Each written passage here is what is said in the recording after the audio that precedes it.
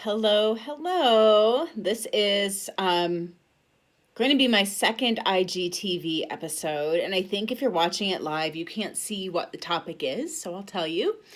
It's about breaking the chains of emotional eating, and I'm doing this just in an effort to get some videos on my channel that really explain what I help people with as a coach and kind of who I am as a coach. So if you're interested in that, stay tuned. Um, Emotional eating is an issue that I have dealt with over a long period of time. It could be a very long story. I'm not going to go into the whole story, but I will touch on some pieces of it as I go through my 3 tips, because everyone loves 3 tips, right? But if you struggle with emotional eating, I would recommend 3 areas to look at based on my own experience and what's been helpful for me and also for the clients that I work with. So, the first area that I would recommend that you take a look at is what you're eating. Sometimes we get locked in this cycle of, okay, I'm feeling stress and I turn to food, and like we feel powerless to stop that. And I've definitely been there many times. But the thing is that instead of just trying to fight with ourselves on an emotional level, like, oh, why don't I have more willpower? And, beating yourself up that way. What I've really found is changing what I'm eating can help me feel more satisfied, and it takes the edge off of those emotions.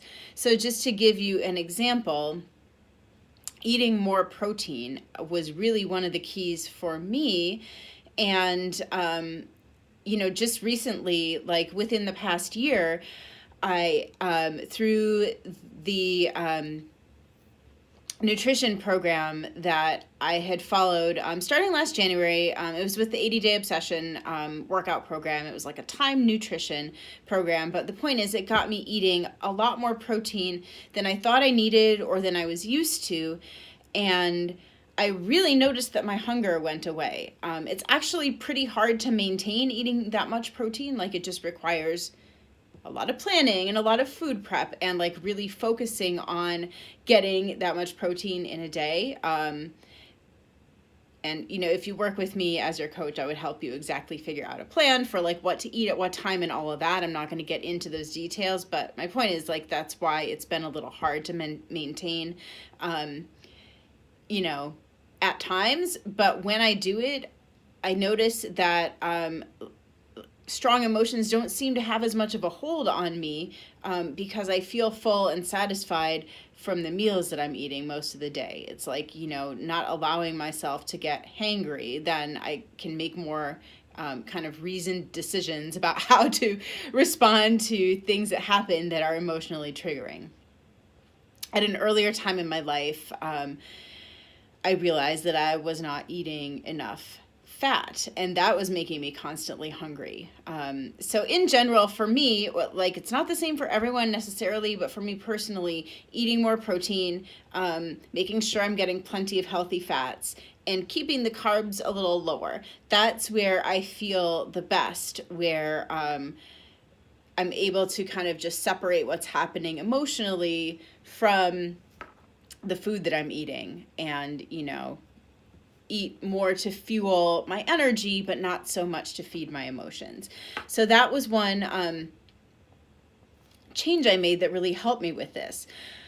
The second area I would recommend to take a look at really has to do with lifestyle factors. So you'll notice that none of these things, well, the first 2 that I'm mentioning, don't have to do with emotions. So when we're talking about emotional eating and we're thinking, okay, like, I need to do something about, the fact that I'm feeling angry or the fact that I'm feeling sad, there's a lot you can do aside from that. We'll get to the emotional part of it, but, we're all going to deal with difficult emotions, and my view really is that there is so much else that you can address to support yourself during those times of feelings that are overwhelming. And if you get that support in place, you'll be able to get through it without turning to food, or at least turning to food less. Okay, so what lifestyle factors am I referring to? just a couple of examples. I mean, there are like a million different options, right? And this is another thing where if you did choose to work with me as your coach, we would dive into like what exactly can you work on to get at this. But one example for myself that really helped me break free from emotional eating is getting enough sleep. And I know it's like, it's maybe not that sexy, maybe kind of boring, maybe it seems obvious, but so many of us don't do it, right? So one of the things that I work with my clients on, and I've had to work really hard myself in my own life, is how do we actually rearrange things to get more sleep? You know, if you have little kids waking you up early in the morning, what can, you know, you can't sleep in, but what else can you do throughout your day to help you get more sleep, improve the quality of the sleep that you are getting? For me, I don't have children yet, so it's been a little easier in that sense, but I'm someone who likes to stay up late working on a project, and I've had to really rein that in, which is a whole behavioral undertaking. You know, it sounds simple, but it's like, how do you get yourself to actually shut down and go to bed? There's been a whole process that I've followed. And then also a bedtime routine, because I tend to be energetic in the evening. So getting myself to wind down, and there's like a 10-step process because insomnia was a real problem for me at one time. It's part of the reason I didn't go to bed, because I would get this anxiety that, oh, I'm just going to be lying awake and that's not fun. And so I'm not even going to go to bed. So I had to find a way to get past that and get myself to reliably fall asleep, so I'm not lying awake for hours and hours. So sleep was a big issue for me. And of course, as you might know, sleep affects our energy, obviously, but sleep also affects our hormones, specifically the hormones that regulate our appetite and our feelings of hunger and fullness. So you know, in a very direct sense, if you're tired, you might turn to food for energy. But if your sleep is off, then you're also, you know, you're getting these faulty signals that you're hungry when maybe your body actually has plenty of energy. And, you know, your body isn't telling you that you're full as effectively when in fact, you know, you normally feel satisfied on a day when you're rested. So being sleep deprived really can contribute to weight problems. So sleep is worth, you know, it's just an example of a lifestyle factor that is worth addressing, but it's really one of the big ones I look at with almost every client, especially if they're having trouble losing weight, or if they're really struggling with emotional eating, the topic of this video. Another concept that I have really been working with lately when it comes to emotional eating is the idea of surrender. Where in your life do you have that sense of surrender?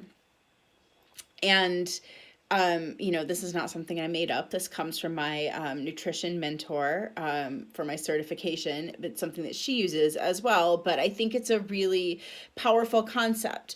So for many of us, you know, if you're like me, you might be kind of tightly wound, like, you know, your day is very scheduled around doing things that are seen as productive, and you don't have a lot of downtime. You don't have time when you can just like do whatever and not feel like you're wasting time. So that's a mental thing that we kind of need to learn to get past and not beat yourself up for wasting time, aka having downtime and just relaxing, because we all need some of that in life. And if you don't have any of that, then, you know, food might be a way that you can kind of let loose. If you can figure out other ways to let loose, then you may not turn to food as much for that. You know, just another example of unhealthy ways that it can come out. One is alcohol, right? We let loose by drinking and getting buzzed and tipsy, and that's not the healthiest way either, and that can also contribute to weight gain, and it can compound like blood sugar issues that you're having. So the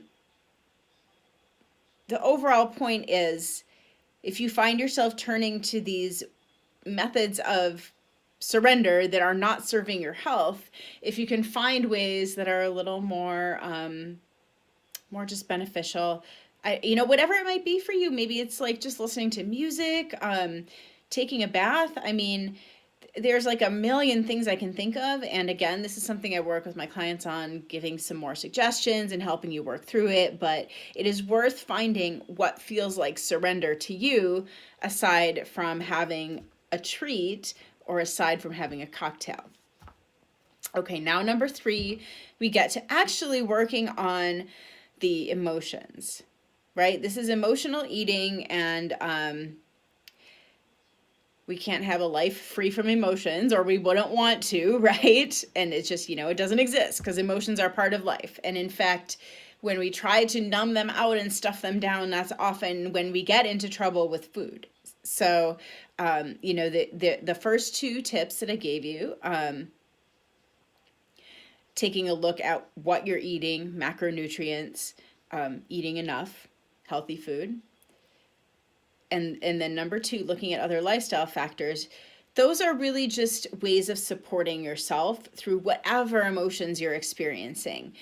So you're not as buffeted. Is that the right word? Or battered. I think of a boat being tossed around by the waves, and you're able to stay on a more even keel with those first 2 areas, if those 2 areas are healthy and well attended. But then, when we are getting triggered to eat for emotional reasons on a regular basis, we've got to take a look at the emotions that are causing that. Sometimes there are red flags in life and we can't ignore them forever. Just an example,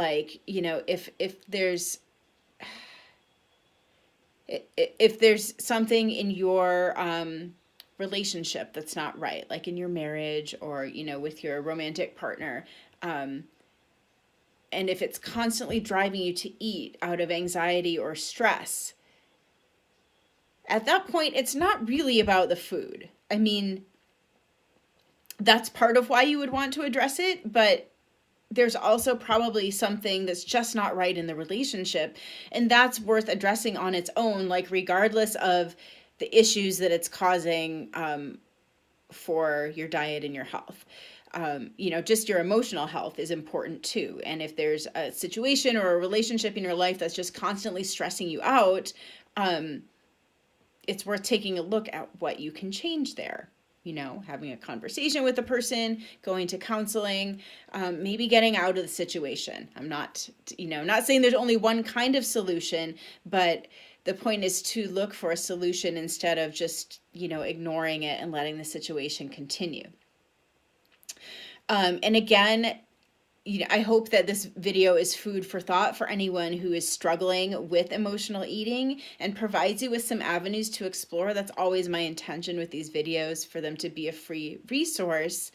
But beyond that, if you feel like you would like to work more deeply with these issues and have some guidance, I am available as a coach on these issues. And one of the things that I do with my clients, I have a food and feelings journal that I created, which really guides people through their emotional triggers, before, during, and after meals, that kind of thing. And if you're feeling that your eating is out of control and the food is controlling you, what happened to precipitate that? It's pretty simple, but sometimes just putting it down in writing and then having some guidance in analyzing the patterns can lead to insights. So I'm just mentioning that as an option. If you're feeling that this video is speaking to you and you would benefit from working on it more, I would love to hear from you. The information to contact me is all with this video.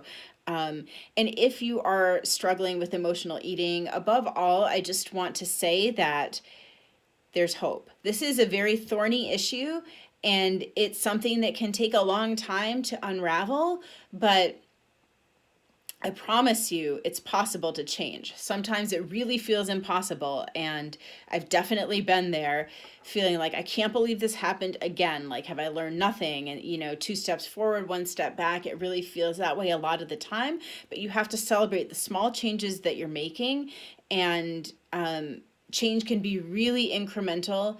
and it can feel very slow, but recognize that you are making change. You know, look back to like 1 year ago or 5 years ago, and recognize the progress that you are making. And again, you know, even if you want to reach out to me in my inbox and just like chat about what's going on with you, I would love to hear from you that way as well, because this is an issue that's very near and dear to me, and it's pretty much the reason why I do what I do. So thanks for watching. I hope this was helpful, and hope to hear from you at some point. Take care. Bye.